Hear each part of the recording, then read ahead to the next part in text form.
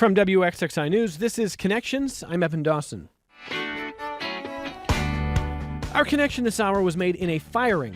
President Trump decided last month that he wanted to fire Lisa Cook from the Federal Reserve's Board of Governors. This doesn't seem at first glance like the kind of story that would rise to national attention, given everything else going on in the world. But this story is not just about firing one person. It's about power. President Trump has said that he thinks he can fire really anyone he wants for cause. And the Justice Department says, by the way, that the president has basically unlimited authority to determine what is cause for firing. And the result is a kind of legal theory known as the unitary executive. That's an idea that gained prominence in the 1980s, but in some ways it goes back to the country's founding. The question is just how much power should a president have? For those who believe in the unitary executive, the answer is it's almost unlimited. And so this administration is now conducting an aggressive purge of the civil service, installing loyalists everywhere, the FBI, CIA, the list goes on. And maybe you wonder, what's wrong with the president seeking to install loyalists at all offices of government? Well, Valery Perry of the Democratization Policy Council wants to address that question. She has said that really since the late 19th century, the notion of an independent civil service has been important in terms of ensuring the consistent administration of policy without regard to the party in power, that we should care about competence and regularity and continuity, not just blind loyalty. So that's point one, competence over blind loyalists. But Perry's work scans beyond the United States and finds a trend worldwide. Democracy watchdogs have noted a backsliding of democratic norms in many nations. It's a troubling trend. Fewer people are voting. It's become routine for losing parties to challenge the legitimacy of elections. And a consistent theme, Perry finds, is the hacking of the civil service. She says that a politicized civil service can create substantial scope for nepotism, corruption, erratic and unequal service delivery. Support for an independent civil service structure has been viewed as a key element of democratization and good government. So in other words, you want to become more democratic? Stop using loyalty tests for the tens of thousands or more government service jobs that you're interested in. Prioritize competence and stability. Want to become more authoritarian? Purge the government at every level. Demand to know who everyone voted for. Chase out any dissenting ideas. Valery Perry lives and works in Sarajevo, but has ties to the Rochester area, and every so often we get to sit down in the same room, and today is one of those fortunate days. Dr. Perry is a senior associate for the Democratization Policy Council.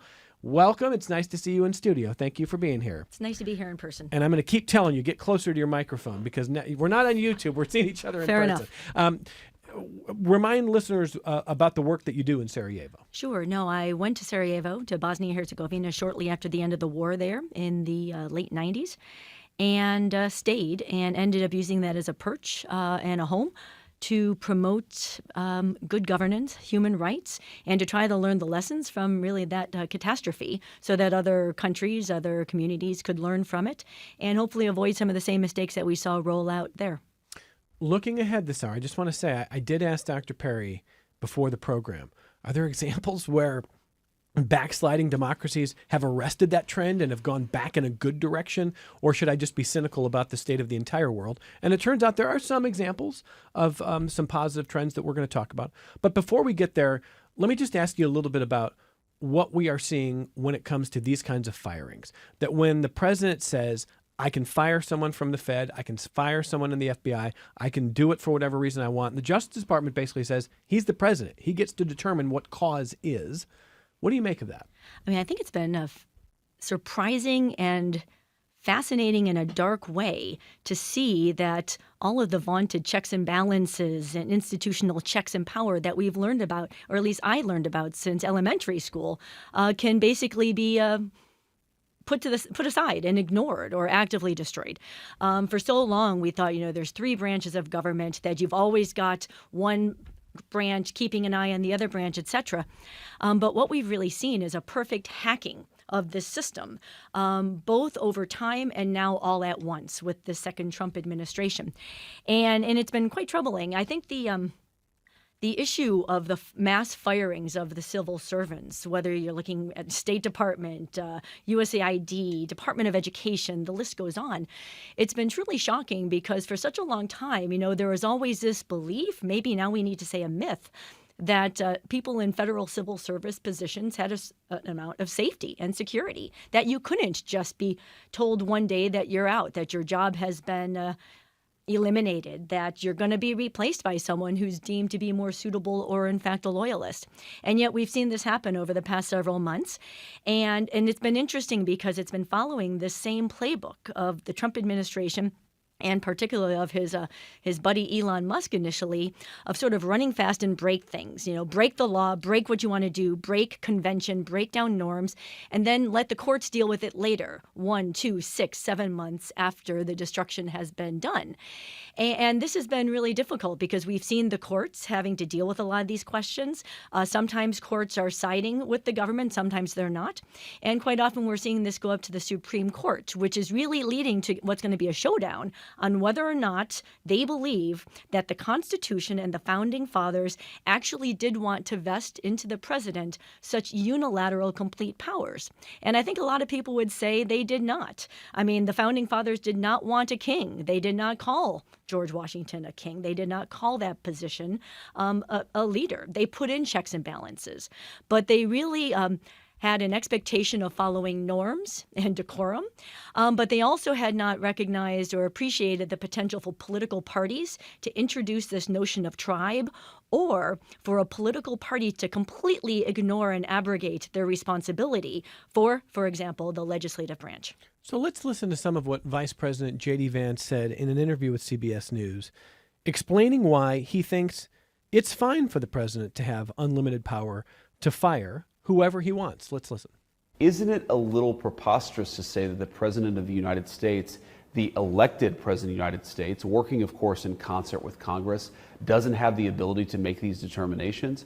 What people who are saying the President has no authority here, what they're effectively saying is that 7 economists and lawyers should be able to make an incredibly critical decision for the American people with no democratic input. Like, I thought the people controlled this country, that people made the determinations in this country through their elected representatives, including the President of the United States. I don't think that we allow bureaucrats to sit from on high and make decisions about monetary policy and interest rates without any input from the people that were elected to serve the American people. And I think that's fundamentally what this is about. Who makes the decisions about this country? Is it those the American people elect, or is it unelected bureaucrats? And I feel very strongly that the President of the United States is much better able to make these determinations. And by the way, if the American people disagree with the president, they of course can throw out the president every 4 years and throw in a new president. But you can't say that the American people, that the democratic decision-making process has no influence over monetary policy. That's really, really, I think, an anti-democratic principle. What do you make of that?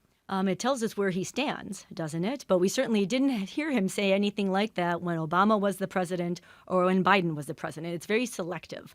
It's interesting that he's talking about the Fed in this case, since the Supreme Court itself has been really doing some contortions to try to make some special space for the Fed that we wouldn't see in other independent institutions, trying to say that, well, all of these other institutions, fine, but not the Fed because that's specific. And that seems to be a bit convenient reasoning, and it will be interesting to see what happens next. But what he's saying as well would really, I mean, if taken to its logical conclusion, would lead to complete instability in terms of the ability to plan or a consistent playing field. You would have a situation where every 4 years, if either party was voted out, that a complete beheading of anybody who's skilled or in a position would be ousted and new loyalists would come in. It would mean that it would be possible for all of these laws and procedures and rules, et cetera, to just sort of be turned on or off, which would make it difficult for businesses to invest, for school districts to plan, for national parks to plan. It would take away the consistency that an independent civil service offers. And I think it's useful to remember why there is an independent civil service. We saw the first elements of it come into place in the late 19th century, not uncoincidentally, when the Gilded Age was demonstrating the massive power concentrations and money concentration, and the way that politicians were basically giving away positions of power and influence as spoils to their cronies. And that's why we saw the introduction of certain civil service tests and different ways to try to measure merit so that we wouldn't have people who are simply blind loyalists who may either have no experience in an issue, but also might be there just as a rubber stamp. And again, this has been seen as an effective check and balance on the power of any leader from any party. The monetary policy side of this is where it can get a little, for the layperson, a little boring, and it's meant to be kind of, because it's easy to hear the vice president go, yeah, wait a second, shouldn't we want a president controlling all the monetary policy, as opposed to understanding the ramifications of that and why we actually don't, and why we historically have sought to insulate from the politicization of that part of the civil service, right? Exactly. I mean, there's lots of examples around the world of what happens when you politicize this, and you can see one in Turkey when you saw a complete politicization of the government and the agencies and economic and monetary policy, which really had a very negative impact on that country. So again, so many of these issues are things that we've seen happen in other parts of the world.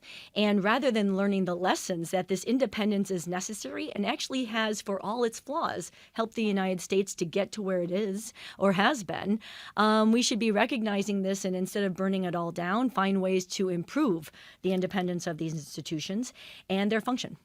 When it comes to why the president wants loyalists, he often says some of his most ardent supporters will say that in his first term, it was characterized by the president wanting to try to do sometimes some wild and outlandish things, and often being thwarted by people around him. Sometimes his cabinet, but also sometimes civil service. Sometimes people at various levels who would not go along, whether it was in foreign policy, whether it was domestic policy. And so this time around, he came in determined from day one to say, yes, the people at the highest level, the Secretary of Defense, we can go on, but also the civil service. And that loyalty does matter. And if a president doesn't have loyalty, he can't accomplish what he wants to accomplish. And why can't people understand that? What do you think? Well, I guess for one initial comment would be that, again, it's the president and not a dictator. It's a president and not an autocrat. And yes, there are guardrails and there are checks on this power. And we've seen this with every president of either party. When we look back to the first administration, we saw that especially he had a number of former generals or current generals who were able to say, no, you can't do that, or no, we should not be using the military against peaceful protesters, etc. And a lot of people used that check and balance to say, see, it wasn't as bad the first time around as people might have thought. But those guardrails were there. And we've seen that he has, across the board, learned a lesson that he would rather have incompetent loyalists than competent individuals. And the purge has been what's so troubling in the military as well as the civilian elements of the government. And again, I think it's been interesting to see, like from a political science point of view, that he seems to want a combination of like dictatorship-like powers as well as almost parliamentary-type powers, that when a new prime minister comes in with a party, that they can do everything they want without any checks and balances. And yet, because we're a presidential system in the United States, it leads to really more of a hacking of the Constitution, a hacking of the system that has created guardrails that, again, are there for civil rights, but also for consistency, to make sure that you can't have a constant flip-flop every 4 years. One thing we're going to talk about more next week, but something that you already touched on, was the courts responding maybe 6-7 months later. And it has seemed that in this first year of this new Trump 2.0, that they have figured out that even if they're going to lose in court, it often takes months. And so they can do what they want for a while before someone stops it. Now, one of the early examples where that did not work out was birthright citizenship. There was a pretty quick move to stop that, although Justice Amy Coney Barrett, I think, was the lead author on a decision in which the Supreme Court is now saying that the lower courts don't have the authority to stop some of this stuff. So now even the courts might not be able to move quick enough to do anything meaningful if you have an administration determined to turn some of this stuff on its head. Is that how you see it? No, that decision was quite striking in the sense that it was basically undercutting the courts at every lower level to do their job and be really the ground level of judicial enforcement and oversight and procedure. And with so many of these court decisions, it's been interesting to see and frustrating to see just how little explanation there has been in terms of why they're making these decisions. I mean, I think You're talking about the Supreme Court now. exactly, Yeah. the Supreme Court, and the fact that the shadow docket has become used as a tool by the Can you administration. describe that a little bit? Sure. I'm a non-lawyer, and it's but it's also frustrating that so many non-lawyers have to trouble themselves with what the shadow docket is. But basically, it's related to the fact that the Trump administration is claiming that absolutely everything they want to do is an emergency and needs to be done with emergency powers, and therefore they can't afford to wait. So instead of going into the regular Supreme Court procedure where it works up all the various levels of the court, and there's argumentation, there's oral argumentation, and there's written explanation of the decisions and the basis in law, because it's an emergency, it goes on a different track and makes it possible for the Supreme Court to simply say, this is what we're deciding, without referring to any body of law, without building a case, without explaining that justification. Now, with the shadow docket procedure, there is a possibility for justices to dissent and to write something if they want, explaining why they would dissent. But there's nothing to really nail down the majority opinion. And this is troubling for a number of different ways. And there are some legal scholars out there who are doing very good work on this. But what I think is also extremely worrying is that using this emergency, claiming that absolutely everything is an emergency to get it into the shadow docket, leads to a speed which means that you can have so many different elements of the reduction of rights, the reduction of independence, the empowerment of an executive, that all come together eventually into something when you suddenly see that it's a system that's almost unrecognizable. And so if nothing else, I'm glad that there's been more attention being paid to this, so that hopefully if and when the country comes out of this, there can be a response. But just as a thought game, can you imagine if a Democratic president came in and said that there's an emergency related to guns, an emergency related to climate change, an emergency related to any number of things to seek to reverse this? I am pretty sure that a lot of Republicans in the government would protest. And probably rightfully so, right? You should not abuse the notion of an emergency. Exactly. And that's exactly why it has been such an ingenious and well-planned hacking of the system, whether it's coming through the people immediately around him or from Project 2025, which has been in the works for quite some time by people who have wanted to reverse all the gains of a number of decades.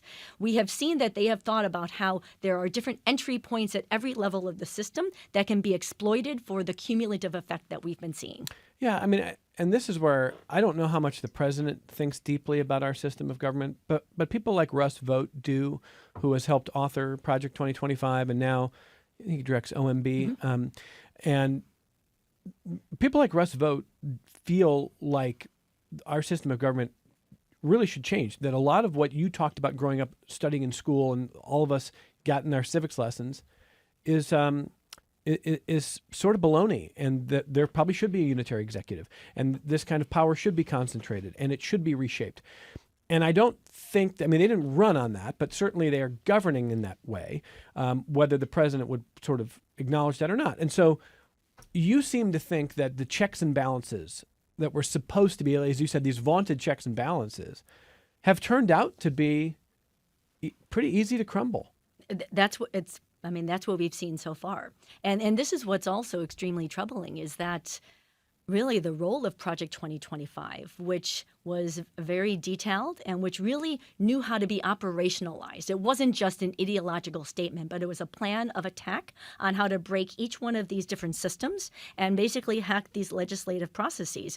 It ended up being a big bait and switch. On the campaign trail, Trump was asked point blank what he thought about it, and he claimed to not know anything about it. And it's because, whether he knew this or whether others around him knew this, there's a recognition that this is all being done in a surreptitious way because most people wouldn't agree with it. Most people don't want to privatize the national federal parks. They don't want to privatize the Grand Canyon. They don't want to privatize the Veterans Administration. They don't want to privatize the National Weather Service. And this is why it had to be done through the back door, because most of the stuff that's in there is very unpopular among the vast majority of the people, and it needed to be done in a sneaky way. Well, this is where I wonder what you see as the ways that the hacking, in your words, the hacking of the civil service could impact the average American's lives. Because I was listening to Tim Miller and Tom Nichols on the Bulwark this week talking about civil service firings. And Nichols was saying, look at the CDC. You could fire some very, very talented doctors. You could have Bobby Kennedy's ideology permeate Health and Human Services and CDC and disease response for a while, but you can hire the doctors back eventually. But if you fire lifelong servants in the CIA and the FBI, you may, number one, put them at risk. You may never get them back. There may be really long-term damage that's hard to undo. Where do you see the damage as being more immediate or harder to undo? Sure. No, I mean, one of the issues is, again, as you mentioned before, while waiting for these court cases to play out, I mean, the thousands of people who have lost their jobs, I mean, they have mortgages to pay, they have lives to live, and a lot of them are going to go and get a different job.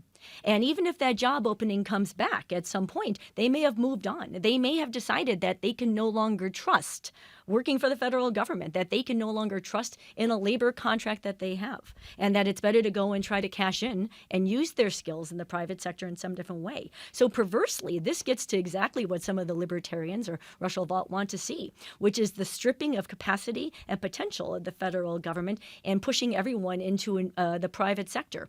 Unfortunately, there's a lot of people who don't recognize that many people who go into the civil service are very highly skilled and made a conscious decision that they wanted to work for the government because they actually believed in what they were doing. They believed in the vision of their community, of their state, of the country, and wanted to contribute that way. They didn't want to just go and cash in and become a hedge fund manager. And that idealism, unfortunately, is incomprehensible to people who are motivated only by money and power. And so we're really seeing a comprehensive human asset stripping, which is going to take a very long time, decades, to bring back. And what's even more troubling for me, and which I've been grappling with, is let's imagine a scenario where in a few months the courts say, it was wrong that you fired all of the people from this department or that department. Yeah, are they coming back? Well, I fear that the people who had those jobs would not. But as a part of the Project 2025 and some of the associated plans, I remember reading some time ago that there's basically a conservative LinkedIn of candidates that are ready and willing to swear fealty to MAGA. And so I really don't know, would it be better to not have those positions at all? Or would it be worse having those positions filled with acolytes and people who are simply willing to do whatever it is they're told without regard to the law, science, civil rights, etc.? And to be clear, some of the civil servants that you described as being idealists who believed in the mission of their work and have done it for many years have served Democrats, Republicans. We may know nothing about their personal politics, and we need not. Whether you're working in the CDC, a Park Service, the FBI, the State Department, wherever you're working, you've probably worked for people with all kinds of different political backgrounds, and that's what it was meant to be. If we get to a point where the next administration is not a Republican administration, or it's not Donald Trump himself, or it's not J.D. Vance or whoever, and you have literally loyalty test documents and as you say, MAGA acolytes everywhere, you may not have the next administration want those people in civil service, but they have the conundrum of seeing the civil service differently. But you also don't want to, every 4 years, completely flush out hundreds of thousands of jobs. I mean, you can't function a government that way, can you? No, you can't. You can't. There's no consistency. There's going to be a break in service delivery. There's going to be a break in understanding. I mean, you can also make a distinction between some of the positions that are, non-scientific versus scientific. But when you see what's been done to the CDC, as you mentioned, I mean, that scientific knowledge builds on previous scientific knowledge and ability. And if you suddenly have experiments being broken down and destroyed, the plug pulled on them, I mean, you're losing decades of knowledge and opportunity. And I think you're completely right to note that for such a long time, we've had people who have worked under many different administrations. And it's another sign that, a well-functioning democratic system based on good governance should be boring and it should be technocratic. People should not know the names of the people doing this. You should just want them doing their job. And instead, what we've gotten is this all-or-nothing blood sport of politics where parties are thinking that every election is existential, that if you're not with us, you're against us. If you're not with us, you're the enemy. And this language that we've heard from many, especially within the Trump administration, I'm focusing on right now, we've heard Stephen Miller, we've heard Vance and others talk about anything that they don't like as radical Marxist leftist action, and they frame it in terms of an enemy. And again, during the campaign trail, we heard Trump talk about the enemy within. And all of this together, again, leads to some very worrying times for the broader state of the country in terms of good governance. So let me get a little bit of feedback. We're talking to Dr. Valery Perry. Valery is a senior associate for the Democratization Policy Council and goes back next week, goes home to Sarajevo, but is back in Rochester where she's got some ties, and it's nice to have Dr. Perry in studio with us. And if you want to call the program, it's toll-free, 844-295-TALK, 844-295-8255, 263-WXXI if you call from Rochester, 263-9994. You can email the program, connections@wxxi.org. Let me start with Charles's email. He says, about a year ago, I tripped in the garage and the resulting pain in my foot did not subside in the amount of time I expected. Since we had a game coming up, I went to urgent care a week later, who confirmed a bone that I can't pronounce or spell had been broken. They reported this to the VA, who insisted that I needed another x-ray from them, after which the technician who x-rayed my foot dismissively claimed that there was no break. A day later, an actual doctor at the VA looked at the same x-ray and confirmed that, yes, there was a break. Is it not reasonable to expect people who are bad at their job to face consequences for being bad at their job, up to and including termination? That's from Charles. No, and I'm sorry to hear about his experience with the VA. I think that if you went out on the street and spoke to anyone about their recent experiences with any healthcare system, you'd get a combination of good and bad. But it is interesting to see that for a number of years, satisfaction with people within the Veterans Administration has tended to be higher than that of people who are on other health insurance schemes. And nobody is saying that you can never reprimand or even fire someone who's employed by the federal government. Again, if they are unable to do their job and if there's due process used. There's a big difference between waking up one morning and finding out of the blue that you've got 24 hours to pack your desk, and finding out that there's a process against you that's really is detailed and set and non-political, in which there's a case made that you're not able to do your job or that you should be fired for cause. And it's interesting to note that these words, for cause, are exactly what we're going to see being defined by the Supreme Court on the issue related to the Fed. Because what we have seen is that the allegations being made against Lisa Cook, again, they have not been detailed and they have not been found to be true. There has not been a procedure carried out. It's only been basically saying this in the media to create the notion that she's already guilty. And yet we don't know what for cause means in this case. And it's quite troubling as well, because when you look at this, again, the case being made against her is mortgage fraud. And again, there has not been a determination if this happened. But what needs to worry people is that if the full power of the federal government is taken against anybody in this country, it is possible to find something. It's always possible to find out that you filled out a form wrong. It's possible to find out that you had inconsistencies on 2 different documents. And that's when power is abused. And that's the power vertical that needs checks and balances. In Neil Gorsuch's, Justice Gorsuch's book, a really interesting book, by the way, that details his his judicial philosophy of feeling like we are, the book's called Overruled, and he thinks that there is too much law, and too much law that becomes pernicious in the lives of the everyday American. There's a section where he details the idea that every American has committed felonies in the last year.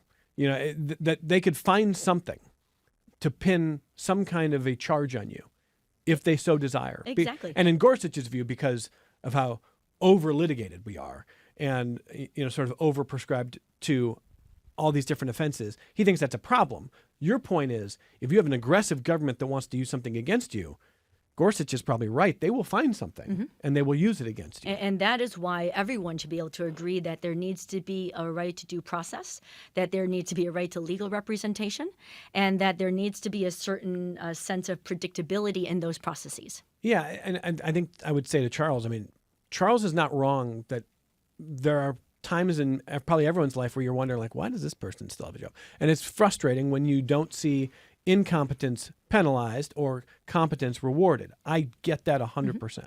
So I would never downplay Charles's point. I would simply say, think about wherever you work. Would you want your boss to be able to say to you, hey, I need to know how you voted in the last election. And I need a statement from you telling me that you're going to vote the way I vote and you're going to be loyal to what I tell you to do. And if you don't, then you're out of here. And for the board of your company to decide, well, we give our CEO the power to decide what just cause is. So cause for your firing isn't that you screwed up a spreadsheet 100 times. It's he asked you how you voted, and he didn't like the answer. And that's what we're looking at. Definitely. No, and it's interesting you frame it that way as well, because a number of times I've thought that a lot of the ideologues involved in this administration want to bring the whole notion of employment at will to the federal government. The whole notion that it's not an issue of having labor protections, et cetera, but that when you sign a contract for a job, that you can be fired at any time for any reason or no reason. And that's become very common in the private sector since labor has been weakened and since there has been such a huge advantage being given onto the side of the employers. And it seems like they want to bring that into the government while at the same time adding a layer of politicization to that. Well, after we take our only break, I've got more of your emails to work through, and we're going to talk a little bit about places where Democratic backsliding has been reversed or at least arrested, and some of the places that Dr. Perry looks around the world and says, you know, this is a trend that is actually going back in a more positive direction, in a healthier direction. Valery does a lot of work on those kinds of issues as a senior associate for the Democratization Policy Council, and we'll get to that stuff on the other side of our only break. Support for your public radio station comes from our members and from Mary Cariola Center, supporting residents to become active members of the community, from developing life skills to gaining independence. Mary Cariola Center, transforming lives of people with disabilities. More online at marycariola.org. This is Connections. I'm Evan Dawson. CY writes to say, I thought part of the main benefit, perhaps even the strength, of living in a democracy, especially an American democracy, is the right, nay, the duty, to dissent, peacefully, civilly, politically, ideologically, and specifically to express your dissent to those in elected positions of power without fear of retribution or persecution, and he puts that in all caps. If not, have them actually change their actions to better represent your views. This is one reason why myself and many others find Trump's actions threatening to our institutions, society, and stability of the nation. That's from CY. Sure. The issue is retribution. Retribution is based on whim. It's not based on capability or policy. And it's a way that jobs can be weaponized in the service of an individual. And this is what's quite troubling of what we're seeing happen at the federal level. In terms of another check and balance that we haven't even had time to get to, it's been interesting and troubling to see how even the vaunted notion of American federalism, the fact that the United States is 50 laboratories of democracy, is also under threat. The fact that we're seeing President Trump wield federal dollars as a tool to try to force behavior changes at the local level. And this is also quite unique. I mean, we're seeing this, very blatantly this week in terms of him announcing that Space Command will be moved from Colorado to Alabama just because he's upset that Colorado didn't vote for him. And it's going to be extremely interesting to see what Republican, in particular, representatives in Colorado have to say about this. Are they actually going to stay up and stand up and say something? And so the next couple of months are going to be very interesting because we're having Congress come back into session, and there's a rising frustration with this, and there are more and more states that are going to recognize that if the president is willing to withhold funds or send in troops anywhere, that they could do it to them. And so maybe we'll start to see some politicians waking up and actually fulfilling their duties. Mike in Penfield writes to say, you're saying that President Biden never fired anyone? What next will you try to get us to believe? Mike, I promise you, I didn't say that President Biden never fired anyone. I don't know who he fired.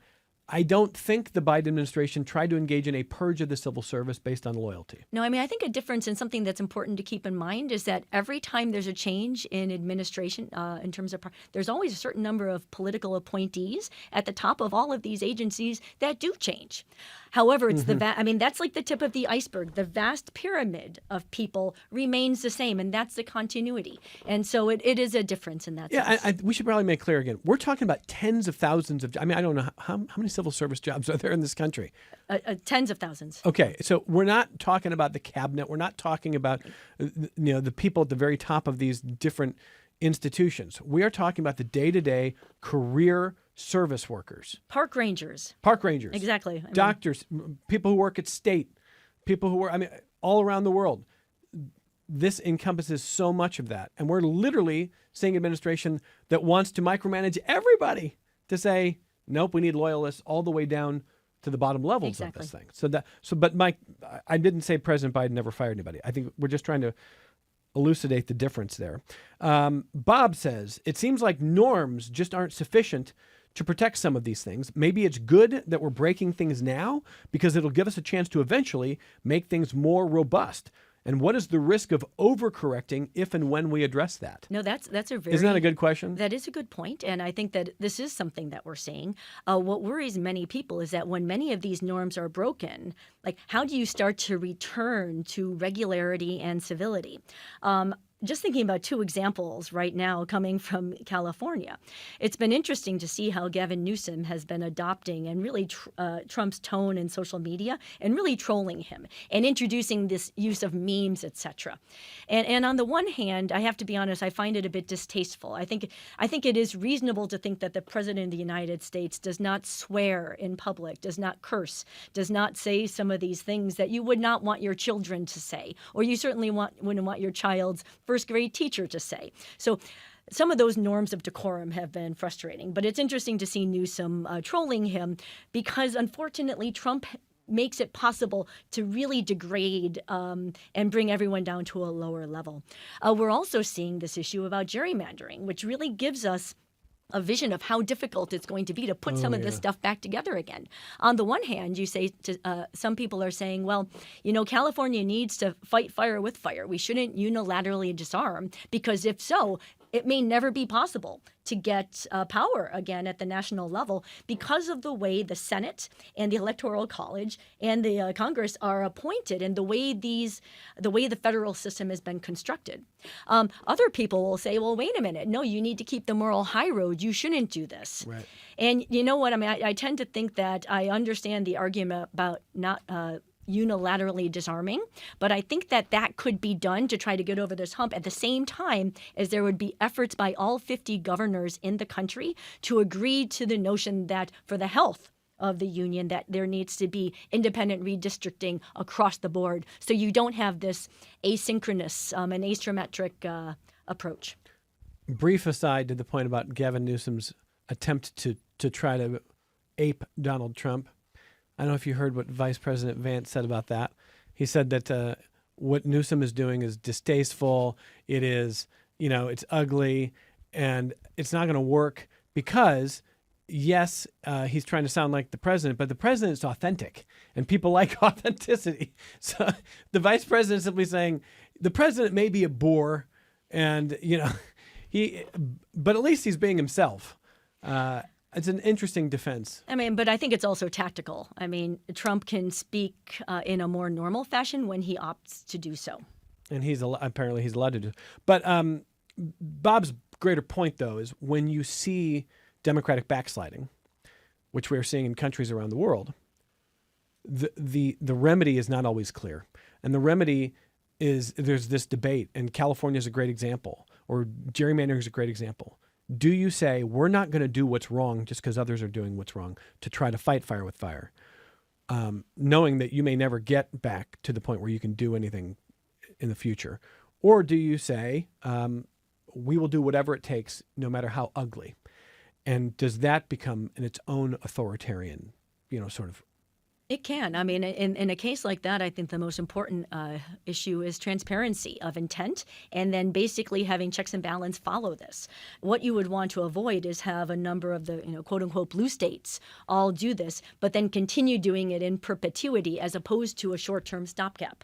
And so I think there's ways to really sort of say that this is a part of a process and that at the same time as we're pursuing a countrywide compact committed to independent redistricting for everyone, that we're doing this right now in part of a tit-for-tat exchange, which sounds childish, but that's where we are. Bob, thank you. It really gives you a lot to think about in terms of how we get back to a better direction. And before we ask what countries are going in a better direction, how they're doing it, let me just ask you a little bit about what you think happens next in this country. What are some of the things that are happening or could happen that you see? Sure. No, I mean, I think that it's the fact that the next congressional term is underway is going to have an opportunity to keep up the pressure. While we've seen a number of different institutions across the board fold to Trump, either fully or partially, whether we're thinking about some of the law firms, some of the deals being made to pressure and shake down universities, whether we're looking at Silicon Valley and either the aims to control or even take government stock in some of these companies, which is stunning at this the way it's happening without any public discussion. We're seeing that a lot of these different actors are willing to make these deals to try to go ahead and get along without really, in my opinion, looking at the longer term picture. Universities that are striking a deal thinking it's going to protect them need to recognize that in a situation of shakedown like this, you're never safe. That can always be turned on and opened up at the whims of the person in charge. Because again, it's not procedure. It's very idiosyncratic and targeted at an individual or an individual institution in a way that can be naturally arbitrary. It's been heartening, though, to see that whether through a lot of different organization of civil society groups, the fact that there have been more protests going on, the fact that we are still seeing courts at lower levels of jurisdiction weigh in on and note without ambiguity their interpretation of the law, that is sort of keeping things together. And we can see that it's working because the White House has been so irritated.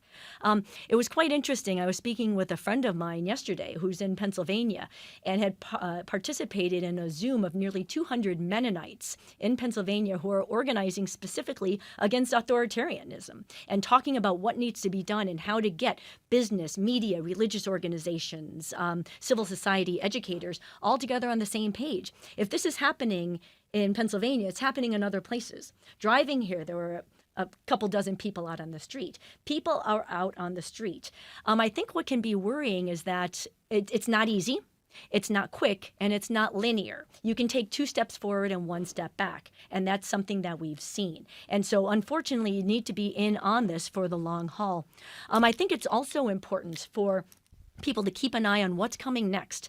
I think that we can expect that there's going to be a strong push to break as much as possible before the midterms really begin in terms of the campaign and then before those elections happen. And again, I think that all you need to do is look at the Project 2025 plan to see that this can include privatization of resources, natural parks, national parks, post office, weather service, etc. That's coming next. And so being ready for this is important, whether you're a lawyer getting ready to sort of file suit or people who can be calling their representatives to basically ask them to stand up and do something. It's been very interesting to see the frustration growing in the great state of Maine against Susan Collins. I mean, there are a number of people running against her because they're saying, we're tired of hearing you say that you're concerned when your decisions have been aiding and abetting this administration for some time. So continuing with this type of activity is extremely important. And I think that one issue that's close to your heart, obviously, too, is just awareness of what's going on. And this is where it's always so troubling that local and regional media coverage has been so broken over the years with the demise of local newspapers and reporting, as well as what we've seen as some of the bigger picture pressure against media outlets, whether that's ABC, CBS, Paramount, etc., as we're seeing an effort by the Trump administration to pressure the media. How can local media do an even better job of getting these issues out there and demonstrating to people why it's important to them? Your show, public radio shows, etc., are extremely important, but I also often wonder about the evening news that you can see, 5:36, where you've got about 22 minutes where people are watching what's being covered and what's not, and who's making that decision. Is enough time being spent on issues related to labor, related to healthcare, related to corruption and white-collar crime? Or are we seeing more issues focused on sort of a street crime, focused on sort of narrower issues divorced from the broader context. And how can those 22 minutes be made in a way that people actually recognize that the changes at the federal level are linked to what's going on at the local level, and that some of these systemic problems really do need some systemic solutions? You're getting at, a past life of mine working in local commercial television news. And somebody sometime will write a book about the decision that local news made. There's some of the best journalism in the country happens at the local level, and some of it happens in local TV newsrooms, and in commercial TV, and some of it still is. At the same time, there was a decision made to chase house fires, car accidents, press releases, as opposed to going deeper, and that has hurt this country. And you know what? You need both. But it's an issue of what's being covered, how you're doing it, how much time is being spent. And it's been a long time since I've turned on the news here and really heard a lot going on about white-collar crime, white-collar corruption, how many people have been denied coverage by their insurance for a life-saving healthcare procedure. That kind of coverage could really change things. Well, now let's pivot as we get ready to close here with something a little bit more optimistic here. You look around the world at democracy trends, and it's not all backsliding. It's not all going in the wrong direction. Where are some examples of where things are going in the direction that you think is healthy? Sure. No, I mean, it is quite often quite worrying. And what we saw in China over the past several days in terms of their 80-year marking of the end of World War II has been extremely troubling because it sure does seem like the authoritarians, the autocrats, are very self-confident right now and are recognizing that they can move full steam ahead. But there are some bright spots that you can see. And again, you never really know what momentum is possible until you start seeing some of these bright spots come together. South Korea is quite interesting. In December 2024, we saw then President declare martial law, which really angered the population, and he ended up being ousted, impeached, and the opposition leader won election. And so that's one process. Right now, we're seeing a trial go on in Brazil of Jair Bolsonaro related to his attempted coup in 2023. Where his supporters claimed that the election had been stolen and stormed some of the government buildings in something that sure does sound familiar. And the court process is going on right now. And no matter what you think about it, people should be troubled by the fact that the U.S. Government under President Trump has been jumping in on the side of Bolsonaro, the autocrat, claiming that he's being unfairly persecuted and prosecuted, which is not helpful in any way, but is also not surprising. Poland is another example. Even though in May and June a new right-wing president was elected, there have been a number of years where Poland has been able to reverse some of the backsliding that they had experienced over the past decade or so. People got frustrated with this. And even this election in June was extremely close, like 50.9 to 49.1, showing again how so many societies are very evenly divided. And that the reason for that would be another show. We can look at the case in Serbia, where for nearly 10 months, students have been on the streets, often at great personal risk, protesting at what they see as a corrupt and unaccountable government. And the fact that they've been out there for such a long time, again, also shows that these things don't change quickly. And all of these cases have a certain number of things in common, whether that's undermining trust in elections, leading to a situation where people don't trust anything, whether it's because of misinformation, fake news, generated slop, etc. It's about destroying and challenging independent institutions so that a vertical of power is possible, whether that's by someone like Putin or what Trump under the unitary executive theory seems to want. And then also using the culture wars, using sensationalism, and often using outright misinformation to try to get a population to think that maybe authoritarianism is better. Maybe it's better if the trains run on time, to use the old Mussolini quote. Maybe it's better to give up our rights if the streets are clean and things are safe. But the problem is, as soon as you're in a one-party state, that one party is going to find ways to abuse power and is going to act in corrupt and self-interested ways.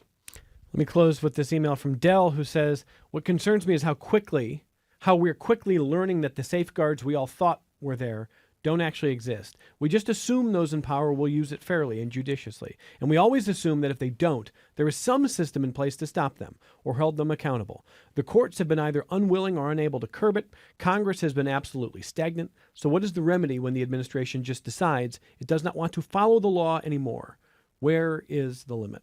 In this last minute, I'll just say, I don't know that anybody has a perfect answer to what Dell is asking.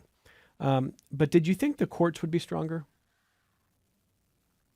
I had hoped that they would be stronger.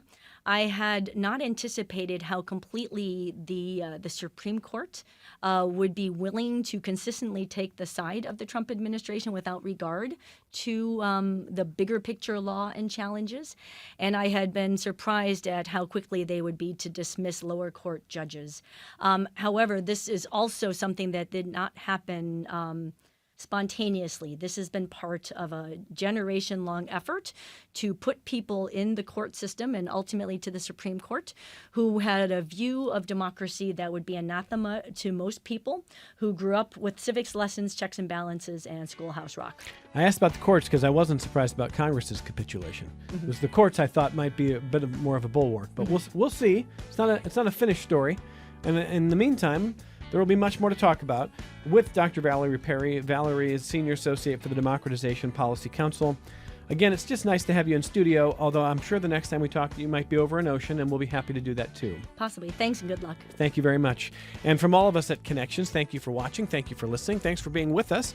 We are back with you tomorrow on member-supported public media.